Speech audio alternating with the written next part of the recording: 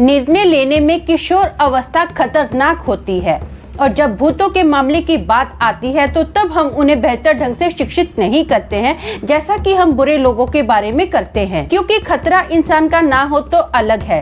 अच्छाई और बुराई दोनों मौजूद है और जागरूकता कम से कम कुछ तो सुरक्षा ला सकती है। लेकिन शर्म या अविश्वास के कारण कुछ लोग भूतिया ज्ञान को साझा नहीं करते हैं और परिणाम स्वरूप उन्हें बड़ी मुसीबत का सामना करना पड़ता है और कभी कभी तो मौत भी हो जाती है। राजू और सोनू को पता ही नहीं चला कि वो किस मुसीबत में फंस रहे हैं और आगे जो हुआ वो चौंकाने वाला था। हेलो दोस्तों, मेरा नाम अमन है। मैं आप सभी के मनपसंद यूट्यूब चैनल कहानी रंगमंच में आपका स्वागत करती हूँ। उम्मीद करती हूँ कि आप सभी अच्छे और स्वस्थ होंगे। इसी तरह की वीडियो देखने के लिए आप मेरे चैनल को सब्सक्राइब कीजिए और हाँ, बेल आइकन को दबाना मत भूलना ताकि आपको आने वाली वीडियो के नोटिफिकेशंस मिलते रहें। तो चलिए शुरू करते हैं आज का भयानक किस्सा। दोस्तों, आज का जो किस्सा है ये गोवा और कर्नाटक के बीच एक जगह है, वहाँ का किस्सा है। राजू नाम का एक लड़का जिसकी उम्र 15 साल की है, वो अपनी छुट्टियां मनाने के लिए ना अपने दादा दादी के घर पर आता है। इनका जो घर है ना वो समुद्री तट से सिर्फ 5 किलोमीटर की दूरी पर है। ये क्या करता है, ये अपने कजन ब्रदर में सबसे बड़ा है। सब लोगों के साथ ये अपने कजन ब्रदर के साथ इस समुद्र तट पर आता है और यहाँ पर क्रिकेट खेलता है जब तक शाम नहीं हो जाती है। घर वालों ने राजू को थोड़े टाइम के लिए यहाँ पर खेलने के लिए अलाउड किया, मतलब देर रात तक। और बाकी जितने भी बच्चे हैं ना वो राजू से उम्र में छोटे हैं, तो उनको 6 बजे के बाद सीधा बोला गया है कि तुम लोग घर पर आ जाओगे। जैसे 6 बजते हैं तो सारे बच्चे जो है अपने अपने घर पर चले जाते हैं। जो राजू होता है ना वो कुदरती नज़ारों का मजा लेता है। वो आवारा कुत्तों के साथ खेलता है और कई बार वो देखता है कि समुद्र तट से जो मछलियाँ आती है ना, पानी के बहाव से छोटी छोटी मछलियाँ आती हैं, जो पंछी है उनका शिकार करते हैं और जो मछेरे हैं वो भी समुद्र में जाते हैं और मछलियां पकड़ते हैं। जैसे ही एकदम रात होने वाली होती है तो वो अपनी जो नाव है ना किनारे पर आकर बांध देते हैं। ये सब चीजों का राजू बहुत मजा लेता है। उसको ये सब कुदरती नजारे देखने में बहुत अच्छे लगते हैं। राजू की दोस्ती एक डेविड नाम के मछुआरे से है। राजू उससे अक्सर बातें करता रहता है। एक बार ना राजू ने बातों बातों में उससे पूछा कि क्या तुम्हारे पास कोई भूतिया कहानी है जहाँ तुम ऐसी कोई जगह को जानते हो जहाँ पर भूत प्रेत रहता है। तो डेविड बोलता कि हाँ, मैं ऐसी एक जगह को जानता हूँ जहाँ पर भूत रहता है। वो जो जगह है ना, ज्यादा दूर तुझे जाने की जरूरत नहीं है। ये जो हमारे सामने पहाड़ी दिख रही है ना, इस पहाड़ी पर एक खंडर जैसी इमारत है, वहाँ पर भूत है। तो राजू बोलता है हाँ हाँ मुझे पता है, मैं बहुत बार ना इस पहाड़ी के ऊपर जाता हूँ और समुद्री नज़ारा देखता हूँ। मुझे ना ये नज़ारा देखने में बेहद पसंद है। दोस्तों, मैं इस जगह का फोटो भी डाल दूंगी जिस पहाड़ी से वो समुद्र का नज़ारा दिखता है। तो राजू बताता है कि ये समुद्र का नज़ारा है ना इस पहाड़ी से बेहद खूबसूरत लगता है, लेकिन मैंने कभी भूत प्रेत का कोई अनुभव नहीं किया है। मैं बहुत बार गया हूँ, मुझे ऐसा कुछ फील नहीं हुआ। तो डेविड बताता है कि वो जो भूत प्रेत है ना उस पहाड़ी के ऊपर नहीं है। वो जो भूत है ना उस इमारत के अंदर एक बरगद का पेड़ है, उसके अंदर उस भूत का वास है। वो जो भूत है वो एक तांत्रिक का भूत है। तो राजू बोलता है अच्छा, वो भूत तांत्रिक का भूत है क्या? तुम ये इस कहानी के बारे में जानते हो? दोस्तों, जो मैंने इस पेड़ की बात की है ना, बरगद के पेड़ की, इसका भी मैं आपको फोटो लास्ट में डाल दूंगी, आप जरूर देखना। तो डेविड बताता कि हाँ, मैं इस कहानी को जानता हूँ। ये जो कहानी है ना बचपन में मेरे दादाजी ने मेरे पिताजी को सुनाई थी और मेरे पिताजी ने मुझे सुनाई थी। तो राजू को ना बहुत इंटरेस्ट पैदा होता है। राजू बोलता है कि मुझे ये कहानी सुननी है, आप मुझे बताओ ना। तो डेविड उसको बताता है कि इस गाँव में ना बहुत साल पहले एक तांत्रिक आया था जो कि बेघर था। उस तांत्रिक ने ना इस इमारत में रहने का फैसला किया। यहाँ पर ये जो गांव के लोग थे बहुत खुशहाल जिंदगी जी रहे थे। धीरे धीरे लोगों को पता चला कि ये जो तांत्रिक है ना जादू टूना करता है, तो लोग अपनी बीमारियों को ठीक करवाने के लिए इसके पास आते थे। वो जो तांत्रिक था जादू टूना करता था और लोग ठीक हो जाते थे।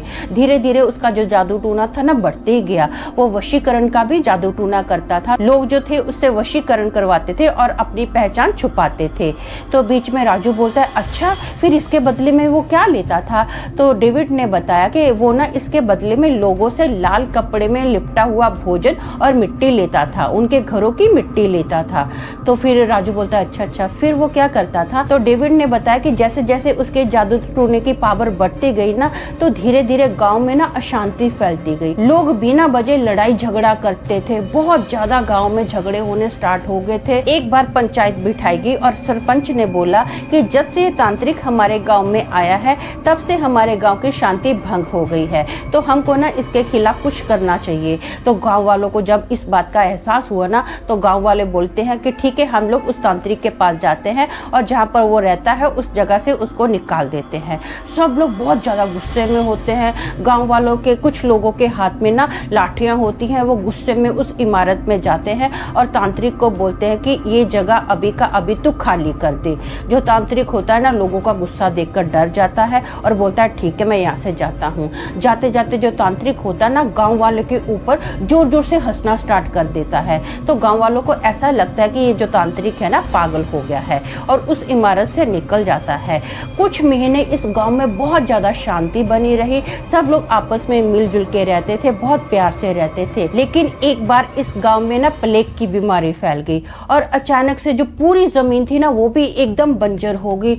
लोगों के पास खाने को कुछ नहीं रहा, लोग बीमारियों को झेल रहे हैं, खाने पीने को कुछ नहीं है, पैसा भी नहीं है, तो लोग बहुत ज़्यादा परेशान हो जाते हैं। लोगों को समझ में नहीं आता कि हमारे गांव में इतनी बुरी बुरी आफतें क्यों आ रही हैं। तो सब लोग जो होते हैं ना गांव के, वो पंडित जी के पास जाते हैं और पूछते हैं कि ये सब ऐसा क्यों हो रहा है।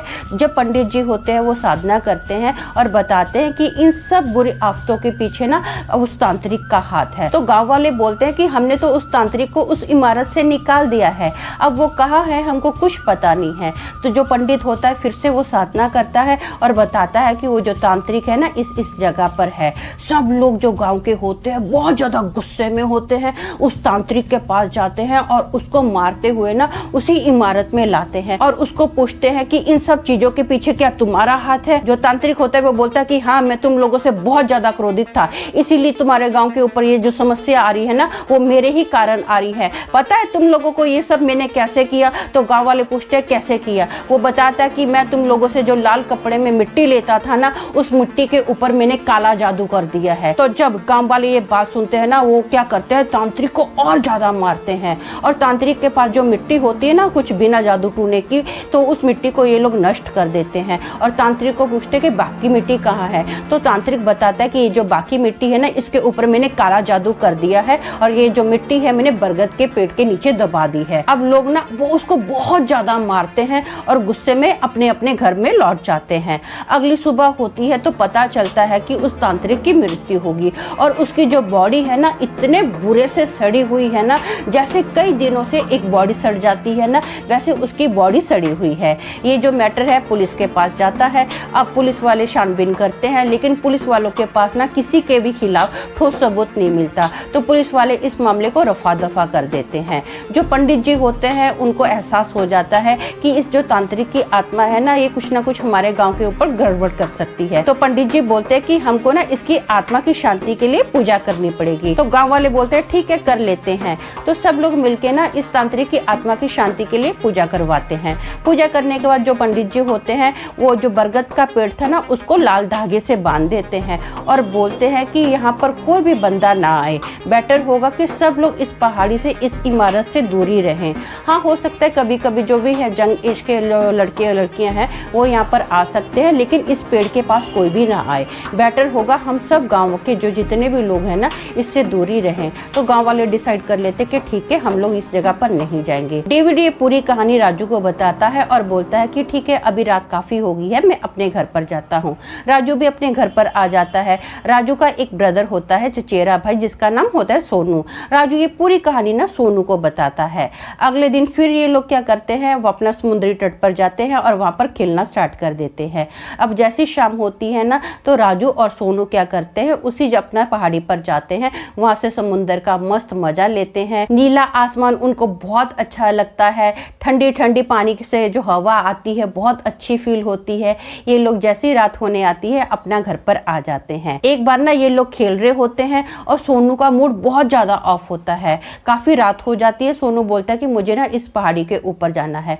राजू बोलता है नहीं यार, आज काफी लेट हो गया है, हम लोग घर पर जाते हैं। सोनू बोलता है नहीं, मेरा मूड बहुत ज्यादा अपसेट है, मैं इस जगह पर जाना चाहता हूँ और थोड़ा शांत समय बिताना चाहता हूँ। अब रात का वक्त है और ये जो इमारत है सब दोनों को पता है कि भूतिया जगह है। तो राजू है जो बड़ा भाई है, अपने छोटे भाई को ऐसे छोड़ भी नहीं सकता, तो राजू ना सोनू के साथ जाने का डिसीजन लेता है।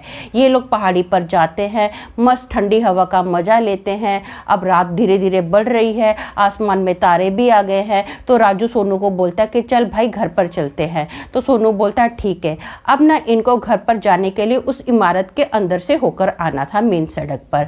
ये उस इमारत के अंदर से गुजर ही रहे होते हैं ना, तो जो राजू है ना वो बार बार इस बरगद के पेड़ को देख रहा होता है, जहाँ पर डेविड ने बताया था ना कि तांत्रिक की आत्मा इस पेड़ के अंदर है। अब उसका ध्यान बार बार उधर जा रहा है। वो ना सोनू को बोलता है कि चल थोड़ा पेड़ के पास जाकर देखते हैं कि क्या है। अब धीरे धीरे ये जो दोनों भाई है ना पेड़ के पास जा रहे हैं। जैसे जैसे पेड़ के पास जा रहे हैं ना, तो आजू बाजू का जितना भी वातावरण है वो चेंज होता जा रहा है। अचानक से पूरा वातावरण ठंडा हो गया है। ये लोग उस पेड़ के पास जाते हैं, खड़े होकर देखते हैं तो उस पेड़ के पास ना बहुत सारे पुराने दिए पड़े होते हैं, टूटे फूटे अपना धागे पड़े हुए होते हैं। और इनको ना उस पेड़ के पास जाने पर अजीब सी बास आती है, जैसे कोई मांस सड़ गया है, गल गया है, बहुत गंदी दुर्गंध मार रहा है, ऐसी उनको अजीब सी स्मेल आती है। इन लोगों से वहाँ पर खड़े भी नहीं रहा जा रहा। ये लोग डिसाइड करते हैं कि यहाँ से फटाफट चलते हैं। अब ये लोग अपना उस रास्ते से निकलते हैं और मेन सड़क पर आ जाते हैं। सड़क पर आकर ना राजू फिर से देखता है उस पेड़ की ओर, तो वहाँ पर ना उसको एक बंदा दिखाई देता है जो कि बुजुर्ग बंदा है, जिसकी भयंकर आंखें हैं, लाल लाल डरावनी आंखें हैं, और वो घूर के राजू की तरफ देख रहा है। राजू फटाफट सोनू को बोलता है देख देख देख, वहाँ पर कोई बुढ़ा आदमी खड़ा है। सोनू भी उसको देखता है। ये दोनों उस आदमी को देखकर बहुत ज़्यादा डर जाते हैं। ये अपना साइकिल पर रवाना होते हैं और फटाफट घर पर आते हैं। पूरे रास्ते में ये कोई बात नहीं करते होते, बस जैसे घर पर पहुंचे ना एक दूसरे को बोलते हैं कि वो आदमी कौन था, कहाँ से आया था। दोनों के मुंह से ना सिंह यही वर्ड निकलते हैं। दोनों बहुत ज़्यादा घबराए होते हैं, पूरा पसीने पसीने हुए होते हैं, बस इतना ही सवाल करते हैं, लेकिन पूरी रात उस आदमी के बारे में ही सोचते हैं। अगली सुबह होती है तो ये लोग डिसाइड करते हैं कि हम लोग ना कभी भी उस पहाड़ी पर नहीं जाएंगे।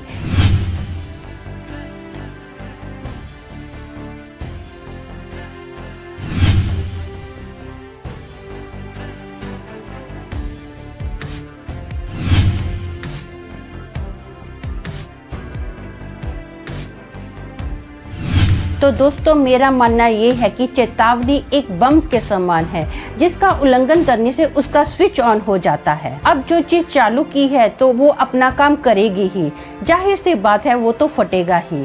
तो आज के लिए बस इतना ही, कल फिर मिलेंगे और एक भयानक किस्से के साथ। तब तक के लिए शालम, शांति और सलाम।